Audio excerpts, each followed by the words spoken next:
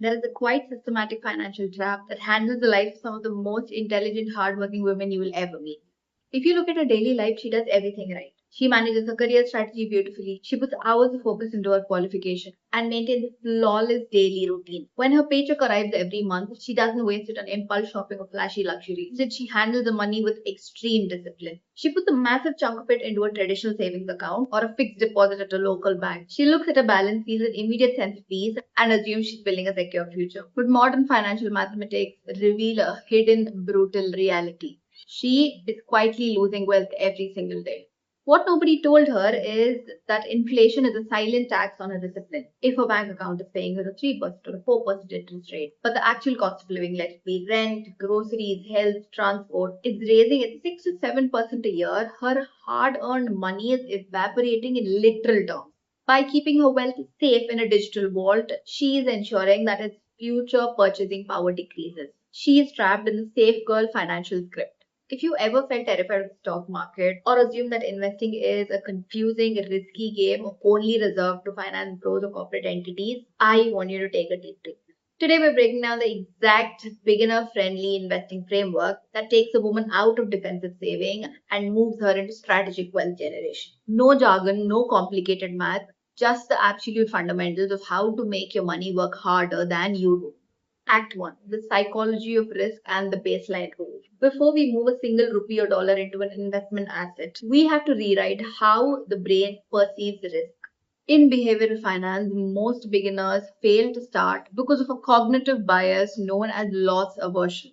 Psychologists have proven that the pain of losing money feels twice as intense as the joy of making the same amount of money. When a beginner hears the word stock market, their brain immediately visualizes a catastrophic market crash where everything goes to zero. To break out of this paralysis, a strategic woman builds something called financial shield even before she buys a stock. And this shield consists of two non-negotiable rules. Rule number one, the emergency fund mode. You legally do not invest money that you need to pay your rent, food, bills, or your daily survival next month. A self-governed woman puts 6 months worth of her baseline expenses locked away in a standard, highly accessible bank account. This is her survival peace of mind. Rule number two, the timeline split. When you're investing in a long game strategy, you must mentally categorize any capital you're investing as untouchable for the next 3 to 5 years minimum. When you know that your daily life is fully protected by an emergency mode, your brain stops panicking about daily market fluctuations. You stop viewing investing as gambling and start viewing it as acquiring tiny ownerships in global economy. Coming to act number two, demystifying assets. Now, this is where we look at the absolute easiest entry point for a beginner. If you look at the investment landscape, the media makes you feel like you'll have to sit in front of 6 computer monitors all day, analyzing complex company balance sheet and picking individual stocks. In fact, data shows that even professional Wall Street fund managers fail to beat the broader market over a 10-year period when they try to pick individual winning stocks. The smartest backdoor for a beginner is a concept called index fund or exchange traded fund. Think of an individual company stock like an individual flower.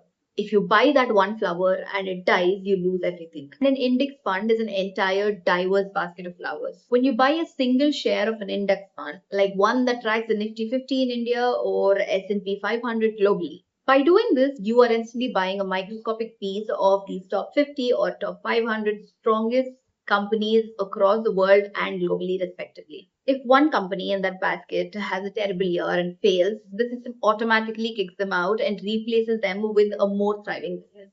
By investing in an index fund, you are essentially betting on the long term growth of a whole nation's economy. And historically speaking, through war, through recession, and through global shift, the trajectory of elite economies have always trended upward over time. Act 3, the magic of compound interest and SIP, my favorite. The true superpower of a young investor is not how much money she invests, but how much time she gives that money to multiply. This is driven by the single greatest mathematical engine in wealth creation called compound interest. Albert Einstein famously called the compound interest as the eighth wonder of the world. In simple terms, the concept of compound interest is earning interest on your interest. Let's look at a quick comparative story. Imagine two women, woman A, woman B. Woman A starts investing a modest 5,000 every month at the age of 22. She stays perfectly consistent for 10 years and then completely stops adding money at the age of 32, letting it sit and just do its job. Woman B doesn't start until the age of 32, but she invests the same 5,000 every month for the next 25 years or up until she retires. Even though woman B invested significantly more of her own raw cash out of her pocket over these 25 years, woman A will end up with a vastly larger net worth at retirement. Why? Because her money had a 10-year head start to exponentially compound on itself.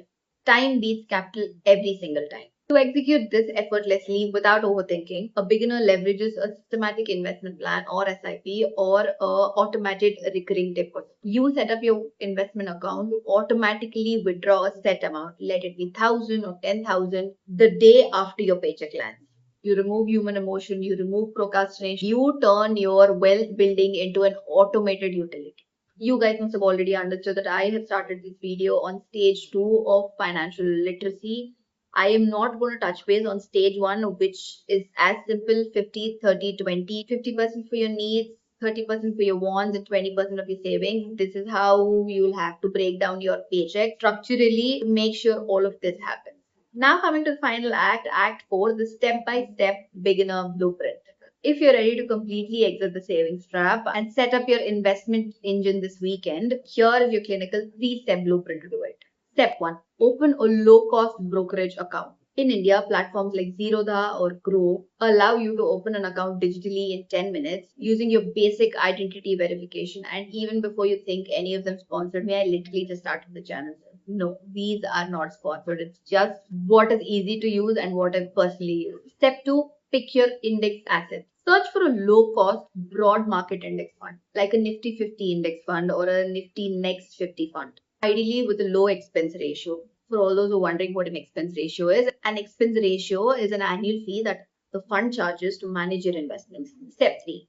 Set your automation. Choose an amount that feels completely comfortable, an amount that you won't miss from your monthly spending. And that is exactly why I would want you to go back and do your own research on what 50, 30, 20 rule in finance is.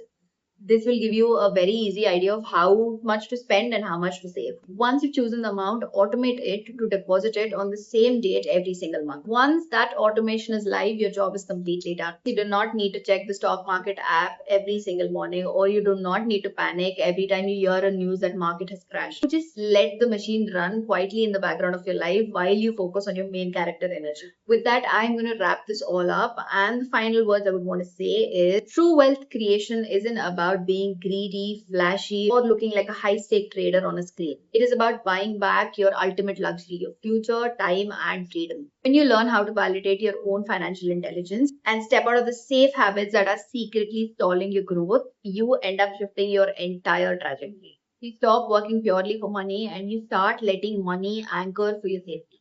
If you're an ambitious woman ready to take control of your financial destiny and level up your wealth game this year, hit that subscribe button right now. Drop a comment below telling me if you've been stuck in the savings trap, and let me know the very first investment step you're locking in this week. Thank you for spending this beautiful day with me. Stay disciplined, stay focused, and start investing in your own expansion. I will see you all in our next video. Until then, take care.